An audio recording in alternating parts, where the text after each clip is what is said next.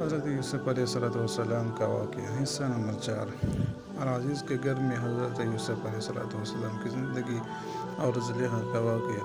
السلام علیکم ورحمۃ اللہ وبرکاتہ۔ ناظرین، پچھلے حصے میں ہم نے دیکھا کہ حضرت یوسف علیہ السلام کو کنویں سے نکال کر مصر لایا گیا اور وہاں مصر کے ایک بااثر شخص العزیز نے انہیں خرید لیا۔ آج ہم جانیں گے کہ اس کے بعد کیا ہوا۔ العزیز نے حضرت یوسف علیہ السلام کو اپنے گھر میں عزت اور احترام کے ساتھ رکھا۔ اللہ تعالیٰ نے حضرت یوسف علیہ السلام کو بہترین اخلاق، غیر معمولی دانائی اور بے مثال حسن عطا فرمایا۔ وقت گزرنے کے ساتھ ساتھ وہ جوان ہوئے اور اللہ تعالیٰ نے انہیں علم و حکمت بھی عطا فرمائی۔ قرآن کریم میں اللہ تعالیٰ فرماتا ہے کہ جب حضرت یوسف علیہ السلام اپنی جوانی کو پہنچے تو ہم نے انہیں حکمت اور علم عطا کیا، اور نیک لوگوں کا ہم اس طرح جزا دیتے ہیں۔ اس دوران العزیز کی بیوی نے حضرت یوسف علیہ السلام کو گناہ کی طرف بلانے کی کوشش کی، لیکن حضرت یوسف علیہ السلام نے فوراً اللہ تعالیٰ کی پناہ مانگی اور فرمایا کہ میں ہرگز ایسا کام نہیں کر سکتا، کیونکہ اللہ کی تعالیٰ کی نافرمانی ہے۔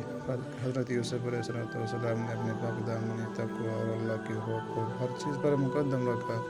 جب انہوں نے خود کو اس آزمائش سے بچانے کی کوشش کی تو وہ دروازے کی طرف بڑھے اور اس دوران العزیز بھی وہاں آ گیا۔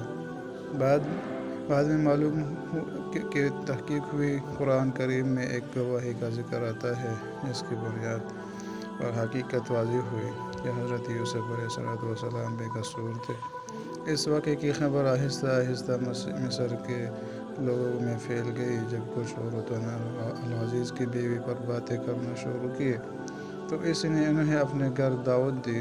حضرت یوسف علیہ السلام جب ان کے سامنے آئے تو وہ ان کے حسن کو دیکھ کر حیران رہ گئے اور بے اختیار اپنے ہاتھ کاٹ بیٹھے۔ انہوں نے کہا، یہ کوئی عام انسان نہیں بلکہ ایک بزرگ فرشتہ معلوم ہوتا ہے۔ اس کے باوجود حضرت یوسف علیہ السلام نے گناہ سے بچنے کو ہر چیز پر ترجیح دی۔ انہوں نے اللہ تعالیٰ سے دعا کی کہ اگر یہی آزمائش ہے تو قید میرے لیے اس گناہ سے بہتر ہے۔ اللہ تعالیٰ نے ان کی دعا قبول فرمائی اور یوں حضرت یوسف علیہ السلام کو بے قصور ہونے کے باوجود قید خانے بھیج دیا گیا۔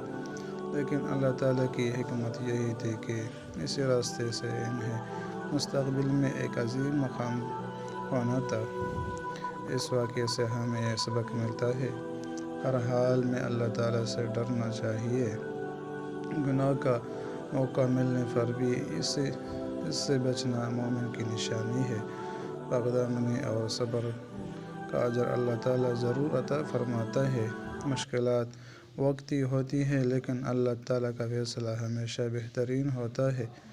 اگلے حصے میں ہم بیان کریں گے حضرت یوسف علیہ السلام قید خانے میں، قیدیوں کے خواب اور بادشاہ کے خواب کی تعبیر۔